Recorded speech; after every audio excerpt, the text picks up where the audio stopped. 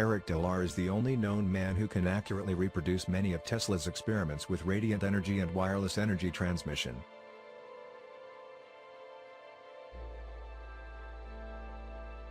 He is able to do so because he understands that conventional electrical theory only includes half the story. Nikola Tesla gave us the technology that has created our entire electrical grid and communications systems.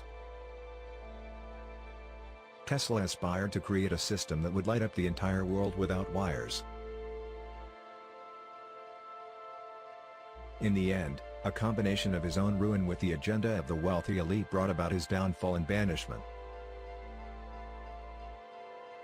Undaunted by this, Eric set out to recreate all of Tesla's technology and design a self-powered system, faster than light and lossless communication.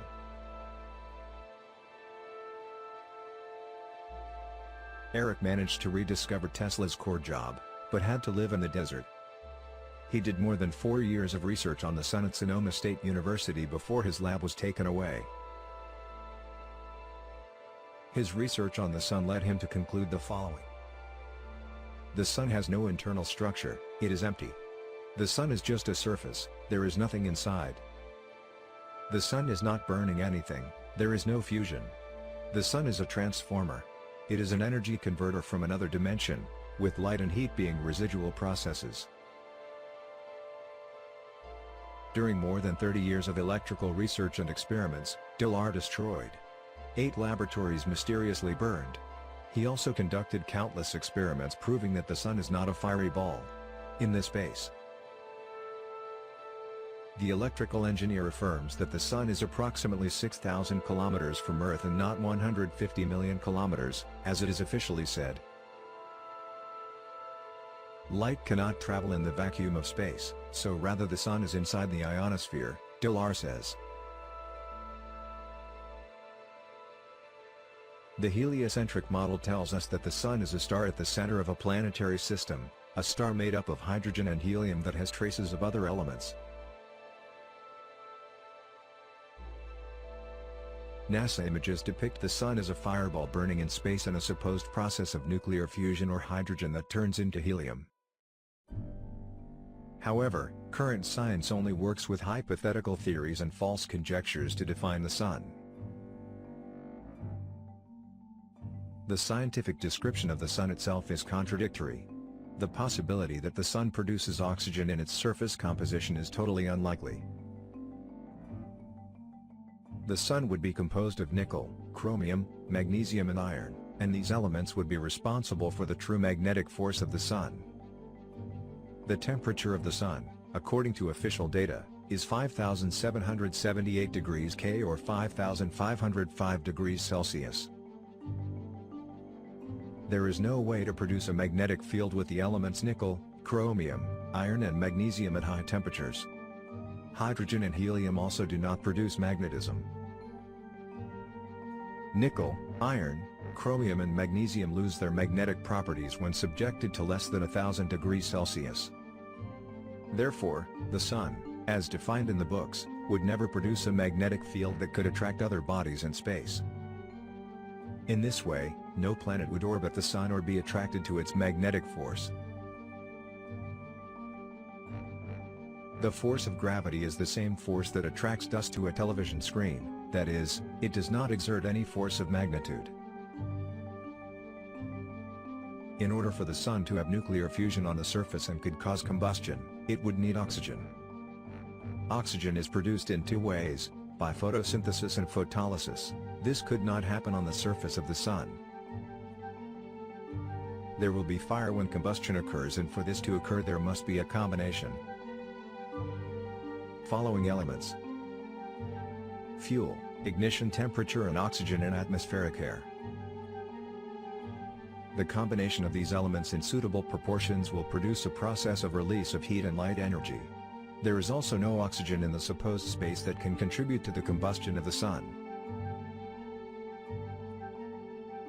Only electricity explains the magnetic force and the existence of the sun. According to Eric Dolar, the sun is not bigger than Earth, nor is it 150 million kilometers away. The sun would be slightly larger than the moon. It would be approximately 5,000 to 6,000 kilometers in diameter. And he believes that the Sun is between 5,000 and 6,000 kilometers from Earth. Dolar claims that magnetic induction produces light, heat, energy, electromagnetic frequencies, and radiation. That would be the best explanation to define the operation of the Sun within the system. The Sun has a strong electromagnetic field that captures energy frequencies from Earth and electrical space. This uptake is defined in a continuous process of magnetic induction. Simply put, the Sun captures energy from Earth and other dimensions in space and converts it into light, frequencies, radiation, and heat. Its buoyancy and confinement within the system are due to the strong magnetic field of the Earth and electromagnetism in the dome. Therefore, the magnetic field of the Earth is much larger and more intense than the magnetic field of the Sun and the Moon. The sky is loaded with electrical particles and filaments that produce electromagnetic fields. The Sun picks up all this electrical and frequency charge that comes from the Earth, the sky, and the dome. To maintain the balance of this system, the Sun acts as a gigantic transformer that converts all this captured energy into light, frequencies, heat and radiation. Therefore, the Sun and also the Moon provide an extraordinary harmony that maintains everything. Moon, there would be no life on Earth. Electromagnetic waves radiate high and low frequencies.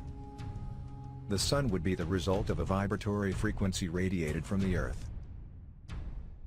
Nikola Tesla believed that there was a specific frequency with which the Earth is struck like with a hammer.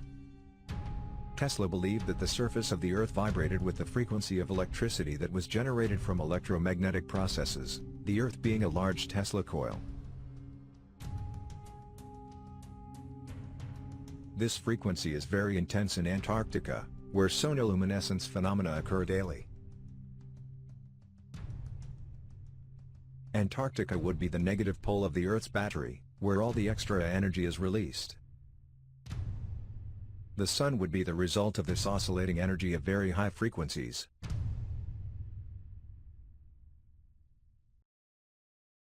The ball lightning phenomenon was reproduced in the laboratory by Nikola Tesla in 1902.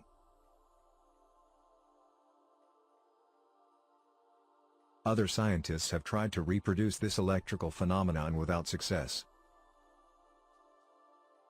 This electrical phenomenon is observed after large electrical storms, where too much energy is released into the air or atmosphere. A ball of lightning floats in space and mysteriously disappears while losing frequency. This phenomenon may be related to the existence of our electric sun that shines in the sky. Gases and electrical energy make up plasma. The Tesla ball uses the same base to function and release beams of energy within it. The combination of gases and electrical energy or plasma is the same that explains the constitution of the electric sun. The sun transforms electrical energy into electromagnetic waves. Electromagnetic waves produce frequencies that make molecules, particles, and other substances vibrate intensely. This vibration produces heat. With this premise, we can say that the sun has a cold surface, because the heat will radiate from the electromagnetic frequencies. By generating very high frequencies, the sun causes molecules, particles, and other substances in the atmosphere to vibrate, and thus heat is radiated to Earth. This is how a microwave oven works. Electrical engineering Dr. Don Scott, along with Michael Claridge Ph.D. in electrical engineering and physics, led the SAPPHIRE project that studies the electrical sun. Both claim that the sun is not a ball of hydrogen fused in space and that heat is not released by the sun, but is generated by electromagnetic waves that hit the mesosphere, the stratosphere, and finally the troposphere. The engineer and satellite telecommunications expert Jose Alfonso Hernando Abajón, it also states that the sun is cold and that heat is generated by electromagnetic waves that vibrate in the atmosphere. One proof that the sun is cold and does not radiate heat is that the closer we get into the atmosphere and we get closer to the sun, the colder it gets. Airplanes at 10,000 feet register temperatures of -5 degrees Celsius outside. If the sun were hot, the water would not freeze at a height of 30 kilometers.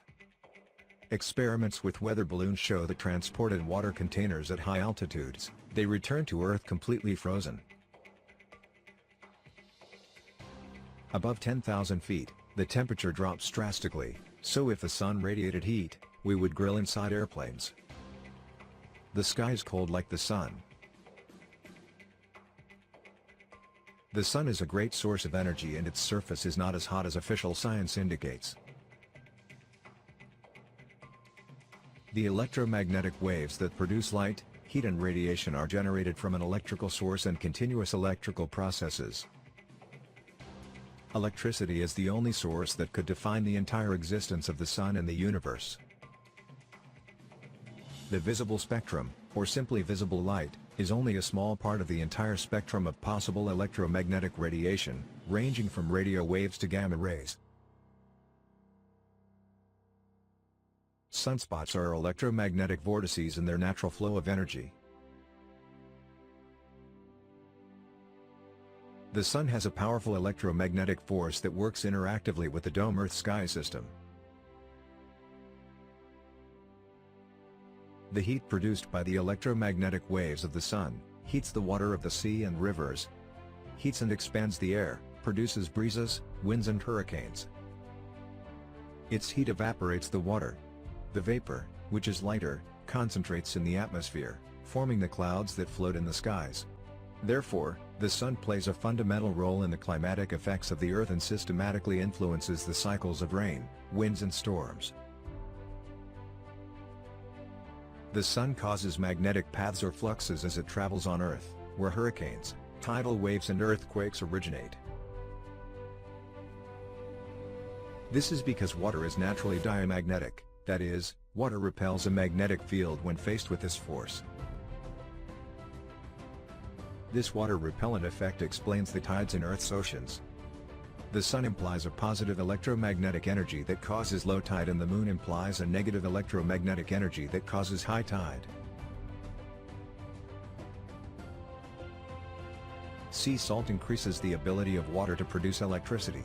The sun's interaction with seawater acts as a great power plant. About 71% of the Earth's surface is made up of water.